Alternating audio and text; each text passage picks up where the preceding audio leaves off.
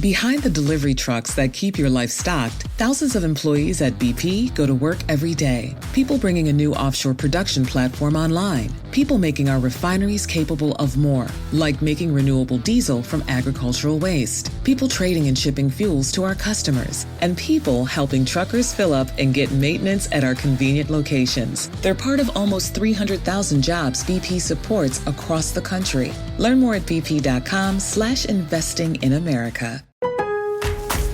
Lowe's knows that free makes everything better. That's why our rewards members get free standard shipping on the things they need and want, starting at Silver Key status every day.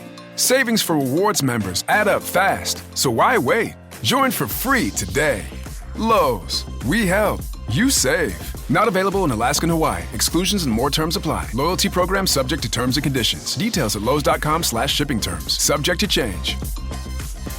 Something Was Wrong is intended for mature audiences. It discusses topics that can be upsetting and triggering, such as emotional, physical, and sexual violence, suicide, child abuse, and murder.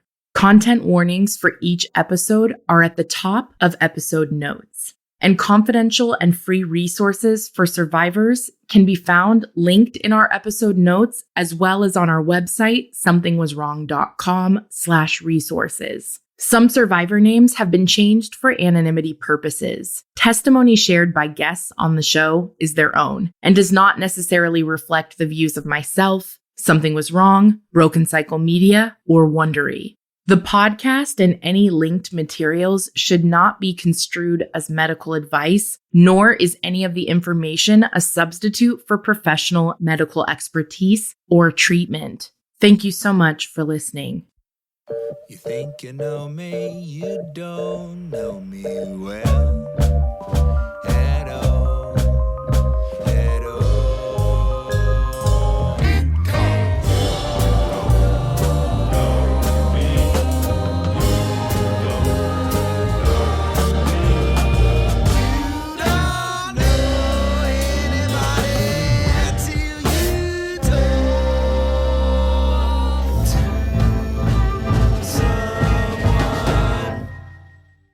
Please note, this episode discusses injuries to a child, child abuse, including an infant, and the murder of a child. Please use extra caution when listening. As always, you can find our full content warning for each episode at the top of the episode notes. Thank you. There's a lot of scenarios where Jace got scratches and bruises in Cody's care. I don't know if all of those instances were malicious and abuse. This was a time in Jace's life where he was learning and growing. He was a clumsy toddler. Some of those might have been a clumsy toddler, but in hindsight, it doesn't look good. That is a guilt I live with. That is a guilt that so many women and mothers live with daily, coming out of unsafe relationships. You never think you could be a victim. You never think you would fall for this, or you would expose your children to domestic violence and unhealthy environments. As survivors, we can tell you it's not that easy. It doesn't matter your education, your socioeconomic status, your background. It can happen to anyone. We were sleeping on mattresses in the living room because we had just taken the carpet out of our bedroom to finish the hardwood floors. Cody woke up before me and started getting ready. He was going to go run some errands. He seemed in a good mood. I woke up around 9:30, and when Jace woke up, he came into the living room and he laid in bed with me. We watched cartoons. Jace had really been warming up to Cody lately, asking me if Cody was his daddy, giving him hugs, and telling Cody he loved him. However, on this morning, I did notice that when Cody asked Jace for a hug, Jace did it, but with some hesitation, and he looked away from Cody's face. I noticed it, but I didn't really find it significant until now. The night of Jace's accident, she picked up a night shift. And that's what she was doing to make extra money. At this point, we were both on day shift and had been for a while. But she was picking up extra shifts, and most of those were at night because you can make more money at night. And it doesn't really take away from family time, which is something she worried about. She was already working full-time, which full-time on our unit was 3 12-hour shifts. So that's already hard when you have kids because you don't see them, right? You leave before they're awake and you get home usually by the time they're asleep, especially young kids. I remember talking to her earlier in the day, and I could tell she was drained. She was going to be picking up another shift. Jace hadn't been feeling good, like maybe a cold. My daughter and him had played together. They had a play date, and my daughter's nose was really runny and stuff. She called just to be like, hey, my daughter, did she end up sick? And I was like, no, I think it's just teething because she's fine. She just kind of had a runny nose and kind of stuffy. Like, oh, because Jace just isn't really feeling good. And I was like, oh, poor baby. We just kind of talked about that. And I think they were going to like the pound to look at a dog or something, kind of cheer him up before she had to be at work. She was feeling so guilty about how much she was having to work. And it was really running her down too, because she sounded so exhausted. Poor Jace knew to be scared that day. For some reason, he was off. It's like he knew something was going to happen, and he begged me not to leave. Please no go bye-bye, Mommy. Please no go bye-bye. And I lied to my son. I assured him I wasn't going anywhere.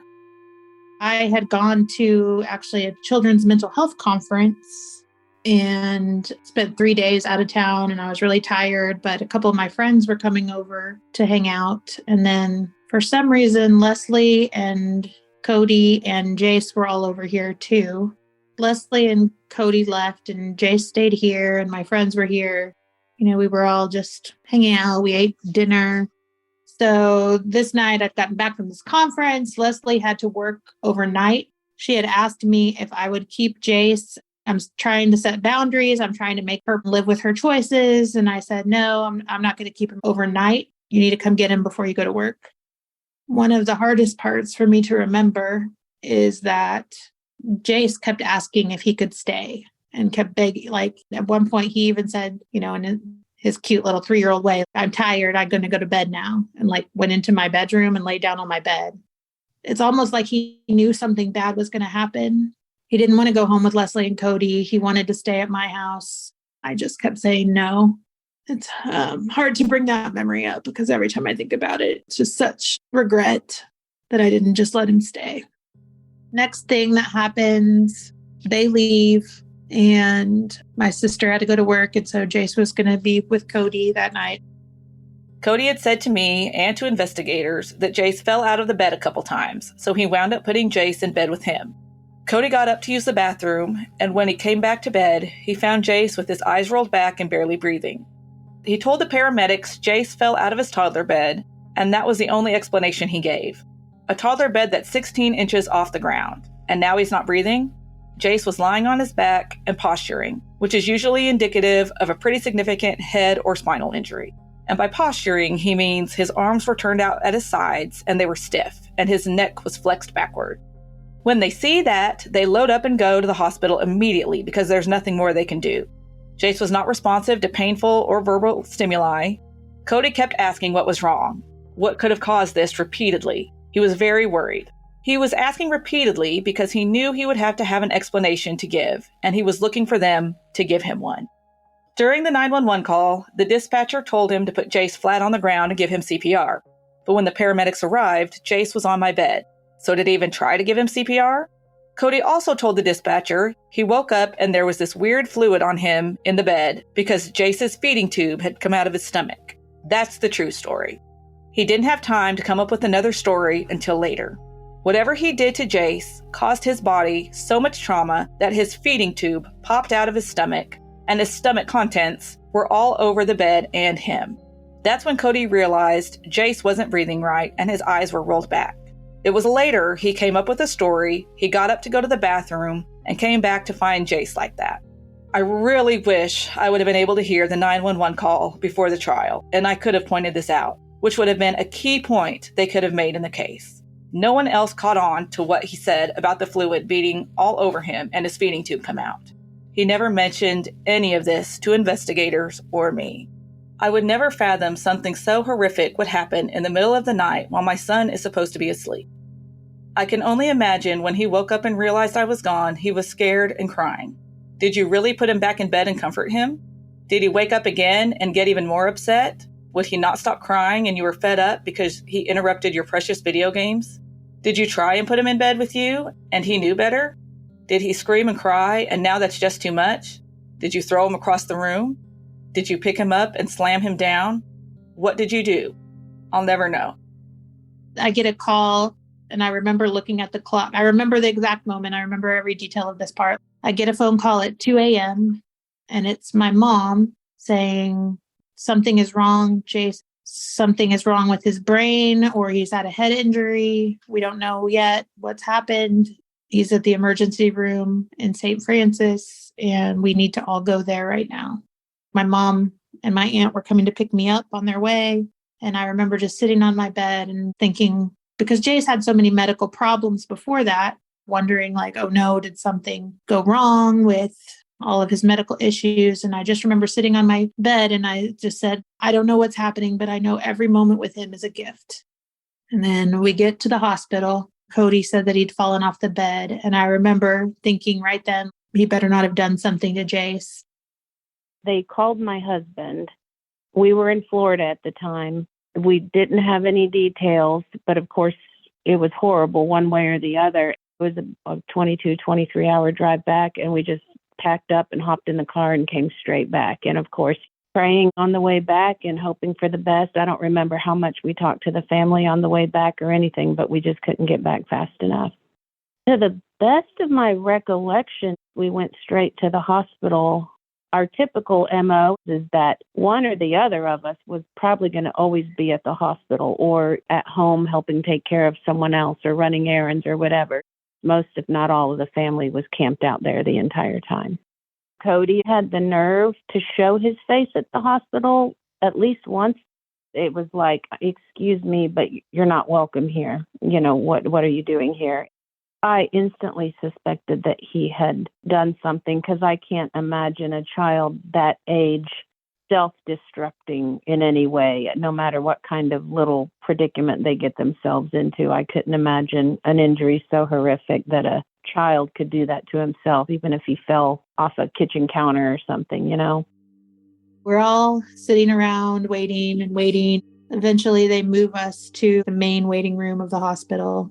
By this time, some of my friends have come, and some of Leslie's friends have come, and some of my parents' friends have come. So there's a fairly big crowd, and the neurosurgeon comes out and says that Jace's brain is swollen. We'll see what happens over the next 48 hours, but that he doesn't expect that Jace will ever recover. That felt just like all the air had been sucked out of the room. My brain couldn't really process what was being said. And the nurses communicated basically that this wouldn't happen from just falling off the bed. Cody tries to hug me and says, Stacy, I love you. I just want you to know that I love you and that we are family. And I was like, get off me. At that point, some police officers show up. They ask Leslie some questions and they ask Cody some questions. And then they're about to leave. And I say, excuse me, can I talk to you? I say, I have a lot of concerns that Cody has done something to Jace. And I told him about his history with the other child and that he was the one that was alone with him. They say, yeah, we were kind of wondering about that. And we'll have the detectives talk to you as soon as they get here. Then a couple of detectives come and they talk to me first. And I tell them the situation. Cody was in the middle of everyone. And slowly, like, everyone is sitting away from him. They talk to my sister and Cody separately. They basically are asking my sister if she believes that he did something to Jace. And she says something like, from what I'm hearing, that's the only possible explanation. All of a sudden, my sister knows Cody has done something. My sister comes out of that room and immediately comes to me and hugs me and says, I'm sorry I didn't listen to you, and is crying. Cody all of a sudden has nowhere to go. A couple of my friends that were there, he walks up to them and says, could you guys give me a ride home? My friend's husband is like, well, what happened? And he's like, he fell out of the bed. And my friend said to him, you know, Cody, if it looks like shit, if it smells like shit and it tastes like shit, we can all be pretty sure that it's shit. And what you're saying is a bunch of shit. So at that point, Cody just kind of sulks off. And I'm not sure how he eventually got back to the house. A couple hours later, the detectives asked me to take them to the house so they could see the crime scene and get any pictures and evidence that they could. And when we got there, Cody had already taken a lot of his things, including the TV. So Cody murdered Jace, and then he stole our TV, which felt like that was just an extra FU when he took the TV. They wouldn't allow Leslie to be at the hospital. The Department of Human Services Child Protective Services was involved. So they wouldn't allow her to be at the hospital. They would only allow 2 people to be with him at a time. So I stayed at the hospital with him. She had to go before a judge 2 days later, and the judge then allowed her to be at the hospital. But I was at the hospital with Jace, hoping and praying for a miracle. It was very hard. I just wanted him to wake up and be himself, or I wanted to be able to hold him or anything. I don't remember too much about those few days. I mean, we were just pleading with God for a miracle, hoping and praying our guts out. We usually text each other. Very seldom do we ever call each other. So when we call each other, we know, God, this probably is really bad. My phone rang at 2 a.m. and I saw it was her. And I was like, oh my God, it scared me. So I picked up the phone and she was hysterical. I could barely understand what she was saying, but she was saying, they're taking Jace back. They think his brain is bleeding. And I'm just like, what? Oh my gosh. I was like, okay, let me get dressed. I'm going to head up to the hospital. I go meet her. He was still in surgery. At this time, several friends had been rallying around. And I remember Cody was trying to be all consoling to Leslie and hugging her, but he was always where she was. It was hard to even get near her. He was just right there. She's just obviously scared. He's still in surgery. Lauren, I can't lose him. We all were scared. Leslie, I think, got questioned, if I remember, but I remember them needing to question Cody. Well, he was in there for a while because we were sitting in this little area just waiting for Jace to come out and hear how he's doing. We weren't really paying too much attention because we're just so scared for Jace. Just want to know how he was doing. You're not really paying attention to other things around you, just waiting to hear about Jace. And I just remember him being really awkward after he came out of the questioning, because I think it was then that they were starting to really question him about some child abuse, even though he wasn't really sharing that. I just remember not seeing too much more of him after that. And the doctors really starting to confirm that it was a child abuse case. Even the hospital is like, it's child abuse, right? And there's certain steps you have to take with that. But it was scary for Leslie too, because the way the world works and the legal system works is they have to question her. Did you know about this? Really making her feel like a crappy parent. I was trying to reassure her, you did everything. Look at all the documentation of all the times you took him to the pediatrician. I mean, she did what she could. And I think the legal system or the medical system kind of failed her at times too. After the finger started really looking for Cody being the one that did it, he left. And this speaks so much on his character. He disappeared. Leslie didn't want to believe it. It was like, there's no way. And I was like, Leslie, there's no other way. So she was heartbroken, just devastated. And he ends up leaving. We don't know where he goes. Can't find him. Come to find out, at that moment, he leaves the hospital. A family member or something came and picked him up, took him back to Leslie's because that's where he was still living, and stole her TV and then left. There was no remorse. Talk about sociopathic to the max. I'm about to get caught because I murdered this poor innocent kid, but I can't just let it be and just go get my clothes. I'm going to go ahead and steal the TV too. I don't remember much of Cody other than after his questioning, he disappeared, stole Leslie's TV, and no one ever saw him again.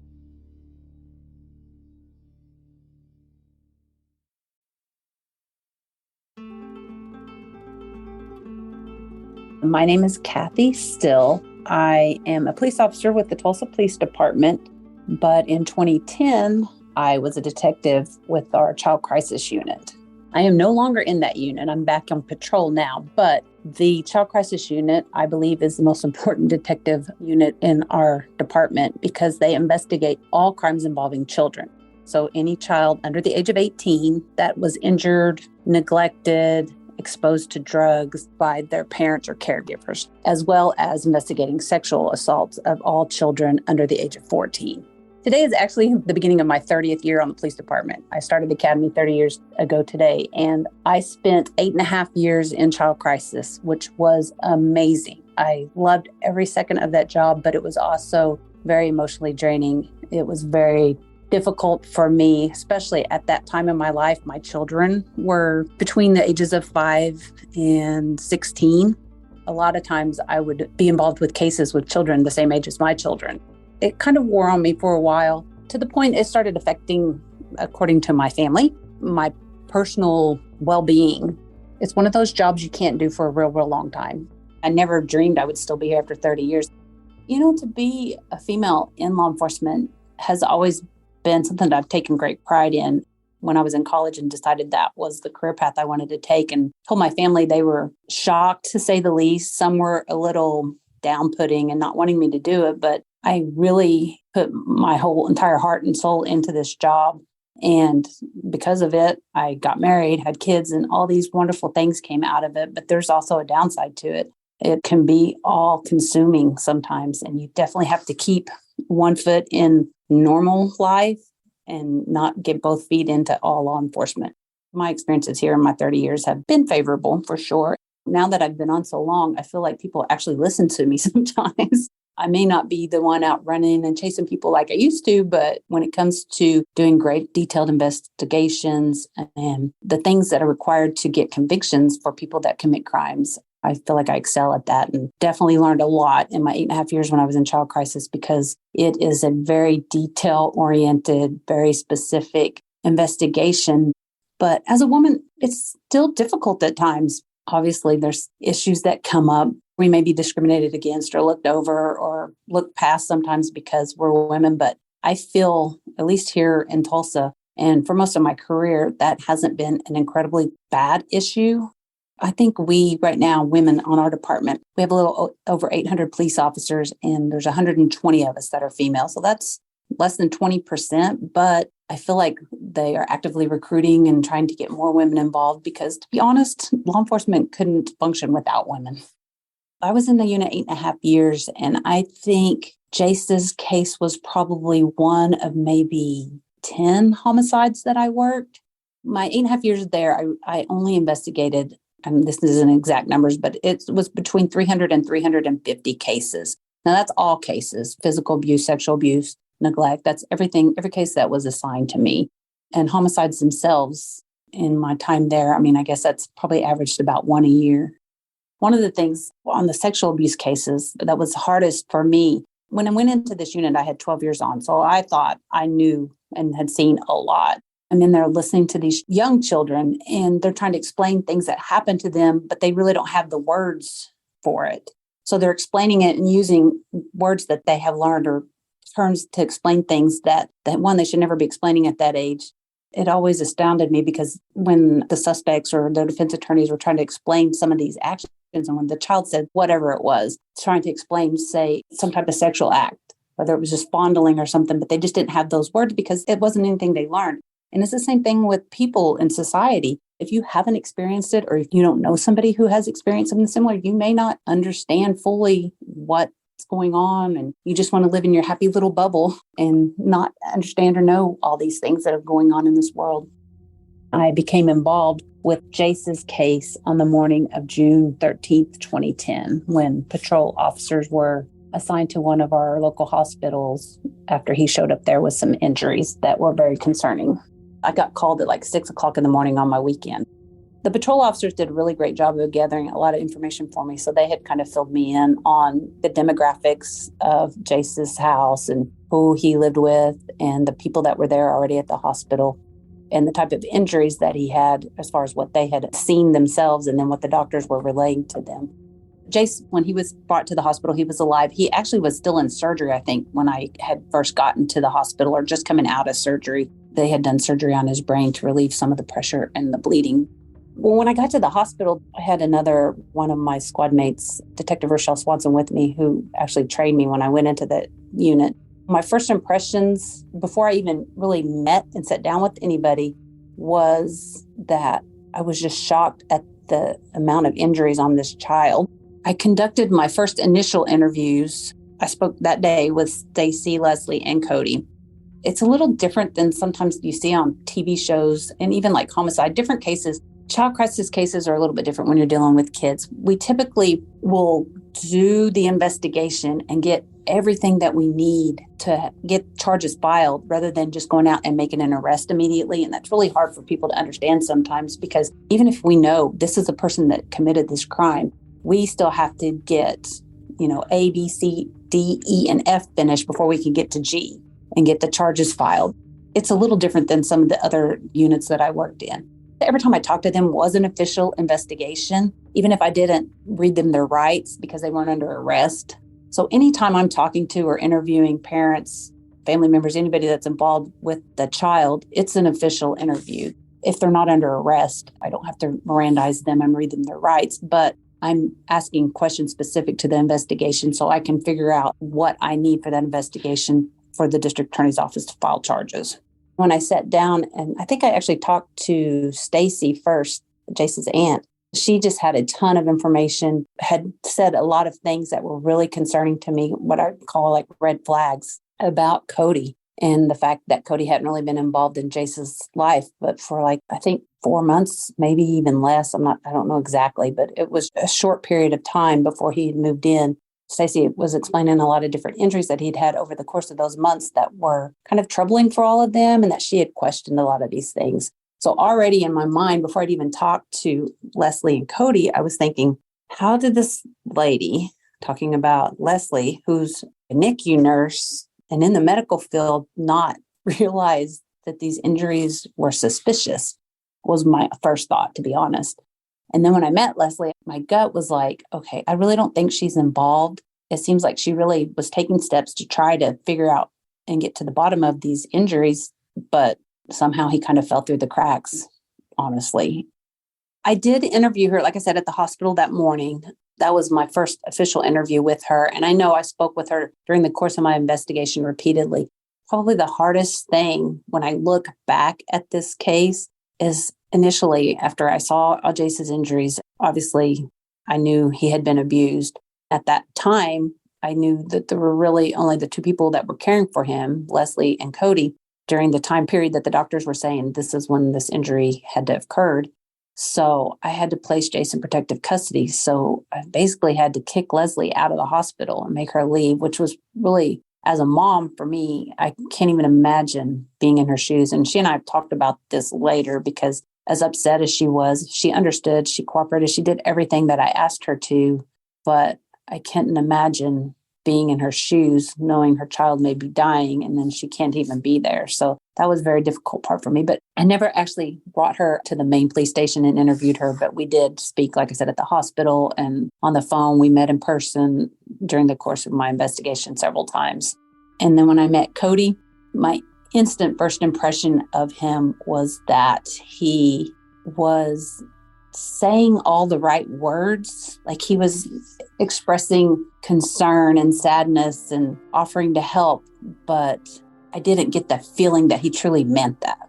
It was just kind of just an impression. Or I always tell, especially women, if you ever have a gut feeling something's wrong, it probably is. And I just had a gut feeling with him that he wasn't being truthful and that something way worse had happened than what he was explaining to me. Were you able to spend time with Jace before he passed away?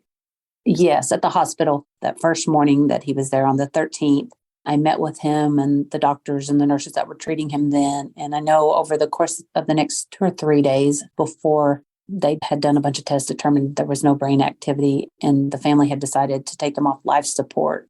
I met with him again right before that happened to take more pictures, because a lot of the injuries that were documented after his death weren't visible the day that he was admitted to the hospital. You fall down or you bump your arm and you think, oh, that really hurt, but you don't notice the bruise usually until the next day, unless it's really significant. And that was kind of how his injuries developed over the course of those few days. So I did get to spend a little time with him then and the nurses.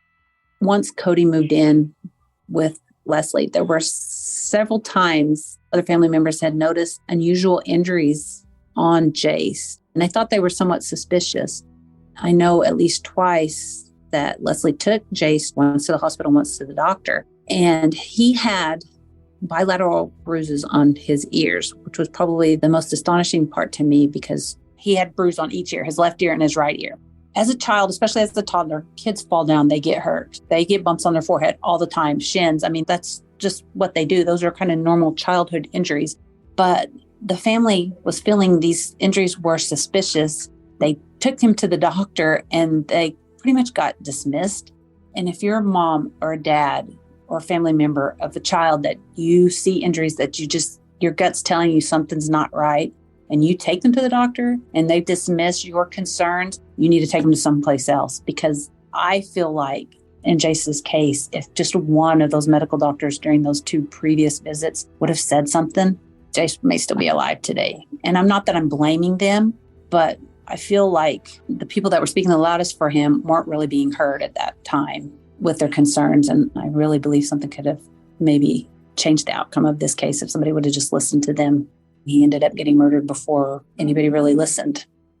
We had decided to donate his organs, so we weren't actually there when he was pronounced dead because they had to keep him hooked up to life support until they did the organ donation stuff. They wheeled him out of the room, and I think probably one of the hardest moments of my life and one of the hardest things to think about is just the walking out of the hospital, knowing we would never see him again. That was a very hard moment. The news was that he was brain dead, and Leslie was going to have to make the horrific decision of ending his life, so to speak. They were waiting on organ recipients. I have 2 children of my own, and it's just a place you really don't want to go and can't go unless you're there. I remember when we went in to say goodbye to Jace, even my teenage son was crying, and, they don't have their own children. I don't think they understand the gravity of what was happening, but what was gut-wrenching was watching Leslie's parents. We all said our goodbyes and we left. Leslie was the last one in the room, and I just remember when she came out of that room, having been the last one to say goodbye, she could barely walk down the hall. She was walking, but not really, and ran into a wall and all but fell on the floor from her grief. And watching her grieve was just as gut-wrenching as anything. I just remember my heart breaking because she was planning so hard to leave him and get away from him. Through all her hard efforts, this still occurred. After that, it was like a vigil around Jace's bed, just being up at the hospital as much as I could for her and supporting her. And I got to go back and see Jace. Her family was in there, but she let a couple of us, and I was one of them. Oh my God, it was so heartbreaking. I've never seen a kid on life support like that, just waiting to get organs donated. It was awful. That image is still in my head, and how little his little chest looked, and he had bruises. It was just so sad. But after his organs were donated, I just remember it was very much evident that, yes, it was Cody. And then it was just taking the steps to figure out what to do after that. Getting a lawyer. He wouldn't answer any of her phone calls anymore. It started really sinking in. I really feel like she's just trying to go through motions there for a little bit, which I think a lot of people do that when they're grieving. The grief really doesn't fully set in for a little while. She was in disbelief. So it was just trying to get him behind bars where he needed to spend the rest of his life. The lead detective on the case, I have a lot of respect for her. She was the only one who finally helped me accept that Cody did this. She did her job well and treated everyone with respect. She was in the child crisis unit and was on call the morning Jace was hurt. That's how she got assigned to the case. She discussed her investigation into the case. She took pictures of my house, documenting where the injury occurred. She took measurements of the furniture in Jace's room, since the defense claims that he jumped off something in his room.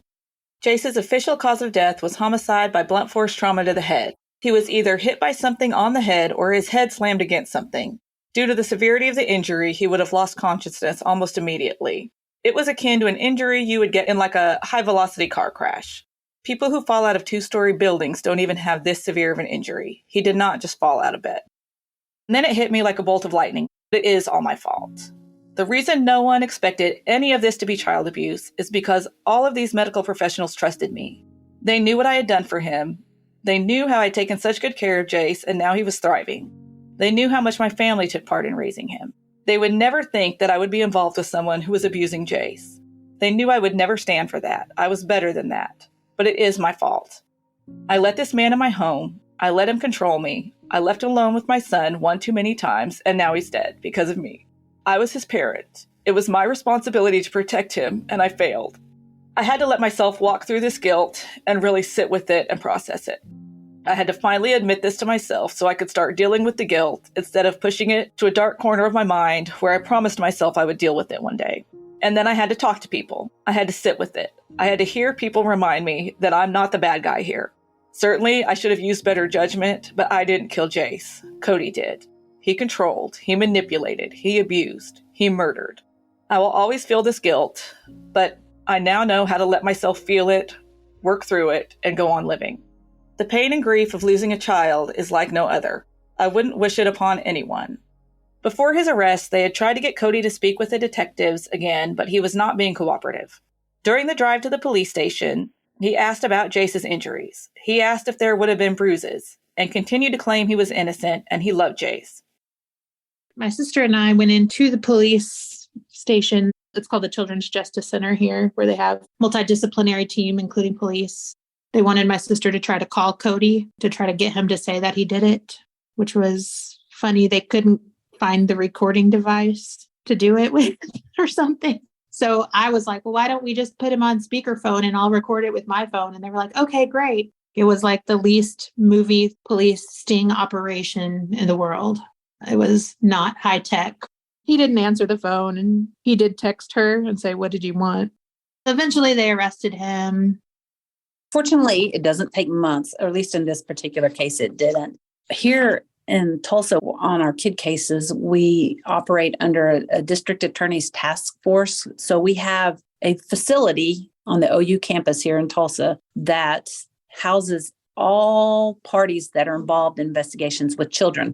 So everyone from the district attorney's office who prosecute the cases, law enforcement that investigates them, DHS, our Department of Human Services, Child Protective Services, and medical staff, forensic interviewers, they're all in one building, one facility under one roof. So that way we can work closely together. After Jace died, of course, we had to wait for the autopsy to get the official cause of death. Short time after that, I typed up an arrest warrant. I presented it to the district attorney's office, and they issued a warrant for his arrest for first-degree murder. My name is Kaylee Strain. I am an assistant district attorney now in District 12. I am the chief prosecutor here. I was just recently promoted to that position this past July. Prior to that, I was the director of our Special Victims Division, and specifically focused on prosecuting crimes against children and sexual assault cases. I had been in that particular field since actually this case in 2010. When this case was brought to the courthouse, I was an assistant district attorney in Tulsa County. When this case was filed, I had only been a licensed attorney for less than a year. Then when it finally went to trial, I had been an attorney for about 2.5 years. You get a whole lot of experience very quickly. This was not my first murder case, but it was my first child abuse murder case that I had been a part of. Quite honestly, ever since this case, this kind of what started me on the road to wanting to focus primarily on crimes against children. I remember first meeting Leslie in a conference room with the other prosecutor that was on the case. She was the lead prosecutor. Her name was Sarah McCamus. And I remember sitting in a conference room when Sarah had taken over the case and had asked me to do the case with her.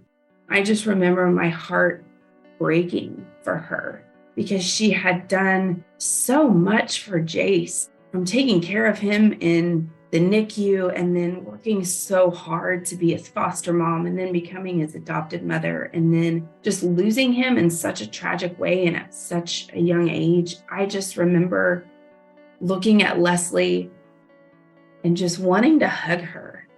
This case hit me so hard. It was so tragic. Leslie and her family are an amazing group of people. They have such big hearts. I knew the moment I met her that Jace was still with her and that he was just the sweetest little angel. I keep a picture of Jace's in my phone. She had professional photos done.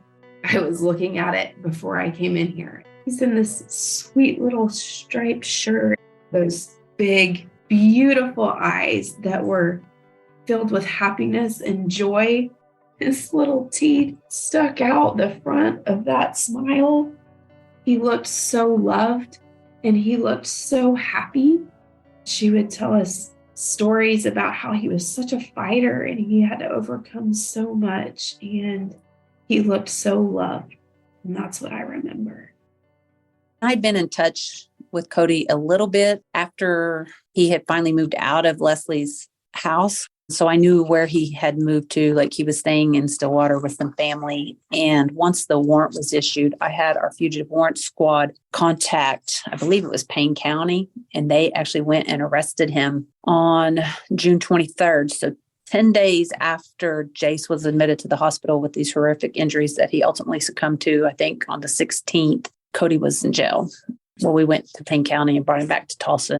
I learned a lot of information from prior women that he had been involved with that had children. He had actually been accused of abusing another lady whose child was under 1 year old, who had similar injuries to Jace, just not as serious. And the child did end up living. But I can remember as I was preparing for trial and I talked to the mother of that child and some other females who had been in dating relationships with him, that he had a temper was probably the one thing that stood out. Several women had filed protective orders against him.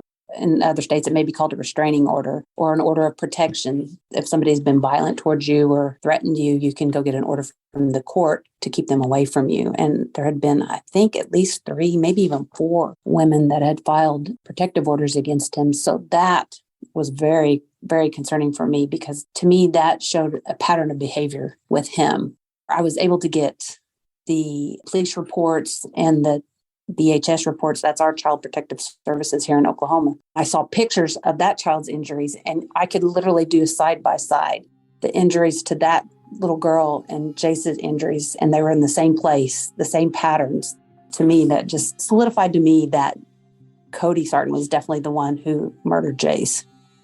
A 3-year-old Tulsa boy's death is now being investigated as a homicide. Jace Burgess died last week in a hospital. Police say they received a call that the boy fell out of bed. He was taken to a hospital where he later died. The Emmy report says the cause of death was blunt force trauma to the head. A man accused in the death of a 3-year-old boy is being brought back to Tulsa tonight. 28-year-old Cody Sartin was arrested on suspicion of first-degree murder. Jace Burgess was taken off of life support last Wednesday after lingering in a coma at a Tulsa hospital for days. Police believe the little boy suffered fatal head injuries associated with shaken baby syndrome, as well as other injuries while in the care of Sartin, his mother's live-in boyfriend.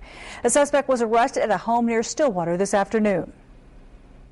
Payne County deputies went to the location, set up on the location, and waited for the phone call to come. Once the warrant was signed, phone call was made, and Payne County deputies made the arrest.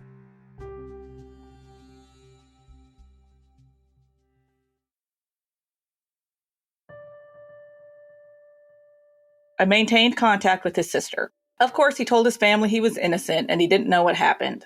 His family was still in his corner and defending him, letting me know all Cody does is cry and cry. He can't even get out of bed. All he wants to do is hold Jace and hear him say daddy again. He's lost everything and everyone is blaming him, and how much Cody and I need each other right now. Maybe my sister did it, and she's trying to pin it on him. Oh wait, maybe it was my dad. Come on. Cody was the only one with Jace by his own admission. A child isn't alive and thriving 1 minute and dead the next by a severe head injury. There is only one cause, and his name is Cody. There is no other plausible scenario. He was still trying to manipulate me through her. I mean, what in the world? First of all, you were never his father. You knew Jace all of 5 months. You were a psychopath I let in my home and controlled us. You preyed on me because you knew I was weak and vulnerable. And oh my, how you hit the jackpot. You met this naive woman who also just happened to be a nurse. Someone who could take care of you and provide for you. You won't admit what you did, but I can only imagine. And not knowing what happened is your way of punishing me for eternity. People always tell me, it's better if you don't know. No, it's not. I need to know, or I'm left with imagining all the scenarios in my head, and that's much worse for me. I can't start to have closure until I know, and you won't give me that.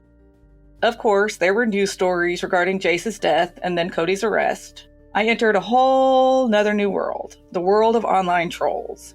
I was vilified by the public and those that don't know me, don't know Jace, my family, or the situation. I had so much support from those that know me because they knew who I was and what I stand for. They knew Jace and I's journey together, and they knew my heart. It was a huge learning experience for me. I learned not to judge someone by what the media presents or what you hear. You don't know the whole story of a person's life, the circumstances, and what led them to places in their lives. Take a step back and hold judgment. It's not your place to judge. I've always cared about what people's opinions are of me. I hate it when people are mad at me. I can be a people pleaser.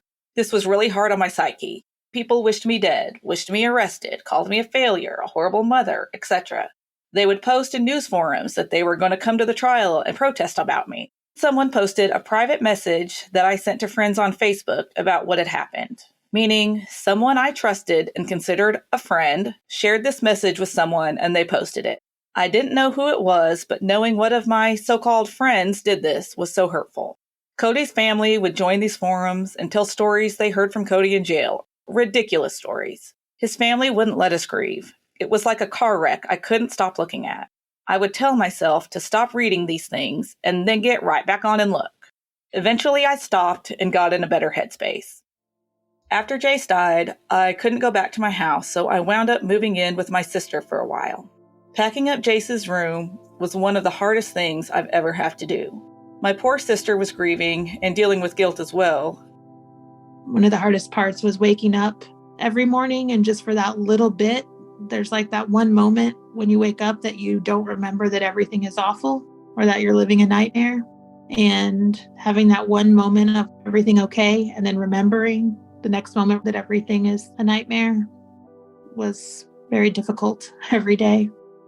There was some story about it on the news, and his family started commenting on the story, saying that I was the one who killed Jace because I was a bitter spinster.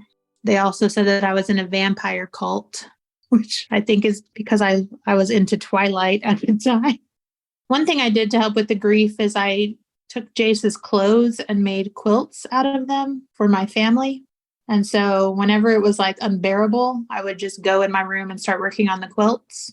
They're not fancy, but it was putting my grief into something. I think that was really good. What was your relationship with Leslie like in those months following, as you are both grieving and going through the beginnings of this legal process? It's interesting because I was both mad at her and very protective of her at the same time. I was afraid that they would charge her with like failure to protect or something like that. But the police all acknowledged like, no, this is a sociopath. He is a bad guy that tricked you. That helped me to hear that. Leslie's counselor that she went to said the same thing. So I think that helped me to be able to say, okay, this is because of him, not because of her. She stayed with me for maybe 6 months after that. She moved in with me and we just left the other house empty for a while. She eventually moved back in over there. And I didn't want her to because I didn't want to go over there at all. But she said, something terrible happened here, but it's also where I have all of the good memories. I remember one interesting moment was when we were meeting with the district attorney. He was asking us questions and telling us what was going to happen. And he started talking about possibly offering him a plea deal. At that moment, I spoke up and said, no, we don't want any kind of plea deal. Like, we have all been sentenced to a life of unhappiness, and he needs to experience the same thing. At that moment, I truly did not believe that I could ever be happy again. I knew I couldn't kill myself because I couldn't do that to my mom, but I did not want to be alive. I should have taken a lot of time off work. I probably had no business working at that time, but I probably worked twice as much instead. I took a few months off work. I knew going back would be hard, as that's where I met Jace. And now I was going back without him, and my normal working routine of checking in on Jace all day long, going to get him, and so on. I had to learn a new normal. Watching my parents grieve the loss of Jace was so hard. I'm convinced the loss of Jace killed my dad. I had never seen my dad love anything like he loved Jace. My dad lost the will to fight his cancer. He didn't do what it took to get the bone marrow transplant, and 7 months after Jace died, my father's cancer had progressed to leukemia, and he died on January 13th, 2011. Back in 2010. October comes, and I definitely wasn't in the dating scene. I had no interest and most definitely was never going to do online dating again. However, I had noticed a nice young man walking around the hospital that was particularly easy on the eyes. He was a part of the HVAC department. He was very handsome, but I certainly wasn't going to go up and speak to him because I wasn't interested in dating. And remember, I avoid all face-to-face contact with men I find attractive. One day in the NICU, I was talking to my friends and they were like, "Hey, Leslie, what about that guy?" This handsome man happened to be on a ladder near us working in the ceiling. I'm like, yeah, he's cute. I've noticed him before. And one of the respiratory therapists I worked with heard about this and said, hey, I know him. I'll talk to him for you. She talks to him while he's on a break one day and tells him there's this NICU nurse that's obsessed with him and he needs to come up and meet her. I'm sorry, what? I never said that. I said he was cute and had a nice butt. And how am I supposed to look him in the face when she told him I'm obsessed with him? There's no way. And my self-esteem, too. Why would anyone that I think is cute ever be interested in me? Like, they would just turn around and walk away, and I would be rejected. One day, there was a respiratory therapist. It's been years since I've seen her, but she was one of my few friends in that unit because she didn't mess with the babies much. So I could talk to her and I feel like I was getting in the way. Anyway, she tells me one time that there's this nurse up here, and she's just absolutely obsessed with you. She talks about you all the time. Now, according to my wife, that's not true. She never said that. So I was like, I'll come meet her. She told me her name, all this. And so I went straight up to the unit to meet her. I was going to introduce myself to her. When I got there, I couldn't find her, So I had my tool cart with me, trying to act like I was working. And when I got up there, she was nowhere to be found. I couldn't find her. I looked around a little bit, and then I was like, all right, everyone's looking at me, so I need to act like I'm doing something. I messed around with some of the coolers, checking temperatures or something, and then I left. I can't remember how long it was after that, but her friend gave me her phone number, and I called her. When I called her, I guess I got nervous, and it went to a recording. And when I went to give her my phone number, I totally couldn't remember my phone number. I don't normally fumble with words and stuff like that, So it really, that embarrassed me. Maybe I was more nervous than I give myself credit for. She does end up calling me back, and our first date was at Buffalo Wild Wings. I remember I took her to see a Brock Lesnar fight. How romantic is that? So the plan was for him to come up and meet me in the NICU one day. It was like high school again. Everyone knew he was coming, and they were all standing around giggling like little schoolgirls. I got so nervous, I started sweating profusely, and I hid. I couldn't do it. I couldn't meet him. He was so handsome. There was no way he would like me. He comes in, pushing his tool cart like he's got something to work on, trying not to make it obvious, and that poor guy got ghosted by me. He wound up calling me, and of course I didn't answer. I made him leave a voicemail. I couldn't even call him back right away. We messaged on Facebook some, and then we eventually talked on the phone. My mindset was different than the previous year. I wasn't looking to date anyone, my trust was non-existent, but since I met him through work and there were people that knew him and vouched for him, I thought I would at least have a conversation with him. We talked on the phone for several hours one night, and there was just something about him. He was so polite and respectful. Then he dropped a bomb on me, his age. He was 5 years younger than me. That is a lot. But I was in a decent headspace at that time, and I thought, well, I'll go to dinner with him, and if anything, maybe I'll make a good friend out of this. We went to dinner, and as they say, the rest is history. I knew I could trust him. He was sincere. He was respectful. He was a family man. He was a Christian. He was a country boy with the accent and everything. He's a yes ma'am, no ma'am kind of guy. He had a job, provided for himself, lived by himself. He knew what I had been through and never pressured me for anything. We took things slowly. He would come say hi to me at work. We would go out on dates with friends. They all approved. We didn't even kiss for the longest time. In fact, I kind of started to get annoyed about it because by now I really liked the guy and I was like, come on, man. On New Year's Eve, he finally asked me to be his girlfriend, or as a country boy calls it, his girl. They were like inexperienced high school kids that liked each other but didn't know how to communicate. More on Leslie's end. He just seemed real patient. And there's like not a mean bone in his body, which is exactly what Leslie needed. She needed someone who was like her father, really. And that's exactly who Jace is. Sweet, willing to do anything for anybody with nothing in return, just so selfless. But he makes me laugh because he's, bless his heart. I mean, without Leslie, I think that boy would be lost. So they're a good balance. She helps him try to stay on track and get things done. But I truly believe that there is not another man out there that would love Leslie the way Chase loves her, genuinely loves her. Like Leslie is his world. She needed that. She deserved that. After the hell she went through, she found a good one. I was 26 years old. I was kind of past dating, really. I was looking for a wife, more specifically someone I thought would be a good mother. It's always been important to me is to have a good mother for my children. I had a good mother. I was a mama's boy, and today we got 3 mama's boys. I got asking her about in the trial. I went to a few of the hearings. This is all while we're still dating. I was always really careful with what I said to her about it, because at this time I could tell she was trying to be strong, but this has to be horrible. This has to be like really on her mind all the time. He was able to meet my family. He met my dad, which means a lot to me because my dad passed away on January 13th, 2011, which also happens to be Chase's birthday. January 13th was the day my dad died, but it was also the day I felt hopelessly in love with Chase. We were newly in a relationship, it was his birthday, and all he cared about was being there for me that day. He wrote down Bible verses to share with me. He came over and prayed with me. He came over and just held me all night. It was that night he told me he loved me. The way he supported me through still dealing with the loss of a child and now dealing with the loss of my dad proved to me how selfless he is, and this is what I'd been looking for. I feel like God put him in my life because he knew that he is what I needed. He knew in order to get through the devastation of losing a child, losing my purpose, my dad, losing everything, that I would need to be surrounded by love. Between my friends and Chase, I no longer felt like I had no future. It would still be hard, but I had support. My friends, my family, my coworkers, they wouldn't let me fall. I was surrounded with love and support, and I'm forever grateful for them. Cody remained in jail as we waited and waited and waited for the murder trial. Next time on Something Was Wrong. We became close with the prosecutors. They were a big support. They really wanted to honor Jace and wanted justice for him. Leslie and I were not allowed to be in the trial because we both were called to testify. How terrified did that little boy have to be in those moments? Anybody that abuses a baby or a child is just hands down not a good person.